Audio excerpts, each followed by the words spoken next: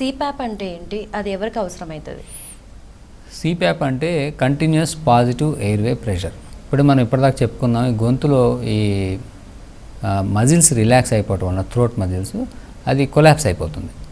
అంటే ఇప్పుడు cycle tube గాలి తీసేస్తే దగ్గరకు అయిపోద్ది, దాని గాలి కొడితే పైకి వెళ్తుంది, ఇట్లా ఊపుతుంది. సో ఇట్లా మనం ట్యూబ్ గాలిని ముక్కు ద్వారా నోటి ద్వారా రెండు కలిపి గట్టిగా ఫోర్స్ కంటిన్యూస్గా గాలి కొడుతూ ఉంటుంది. అది కంటిన్యూస్ గాలి కొడుతుంటే ఈ థ్రోట్ దగ్గర మనకి అది కొలాప్స్ అవ్వకుండా ఓపెనే ఉంటుంది ట్యూబ్ థ్రోట్. ఆ థ్రోట్ ఓపెన్ ఉన్నప్పుడు మనం గాలి పీల్చుకోగలుగుతాం. సో వాళ్ళకి నిద్రలోకి డీప్ వెళ్ళినా మజిల్ రిలాక్స్ అయిపోయినా కూడా అది కొలాప్స్ అవ్వదు. ఇక కొలాప్స్ అవ్వకపోతే వాళ్ళకి నిద్ర స్టేజ్ దాటి రెమ్ స్లీప్ కూడా వెళ్తారు, డీప్ స్లీప్కి వెళ్తారు. సో వాళ్ళకి అదర్ ప్రాబ్లమ్స్ రావు, హైపాక్సియా ప్రాబ్లం రాదు, ఇవన్నీ ట్రీట్ అయిపోతాయి.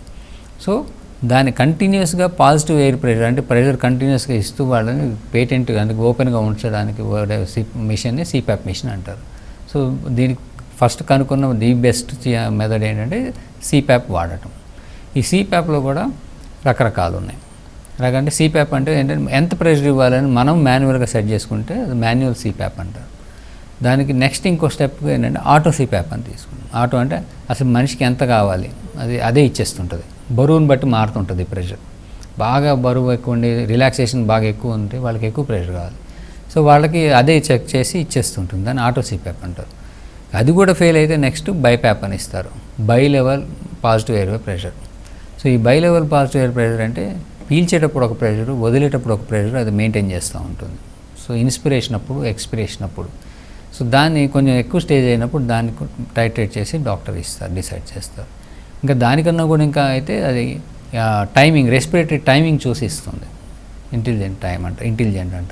సో సైకిల్ని మెయింటైన్ చేస్తూ టైంకి ఇది ఇస్తుంది. సో ఇలాగ డిఫరెంట్ స్టేజ్లో ఇంకా మాన్యువల్ హోమ్ వెంటిలేటర్ కూడా కొన్నిసార్లు అవసరం పడుతుంది, very severe not responding to any.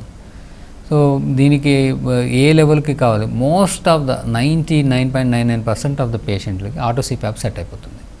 So అది చూసుకొని అది ఫెయిల్ అయితే నెక్స్ట్ ఇబ్బంది దాని తర్వాత చూసుకోవాలి. సో చాలామందికి ఏంటంటే చెప్పేది ఏంటంటే వాళ్ళు సిప్యాప్ కొనడం కన్నా ముందు ఫస్ట్ ట్రయల్ తీసుకోవడం మంచిది వాళ్ళ డాక్టర్ ద్వారా.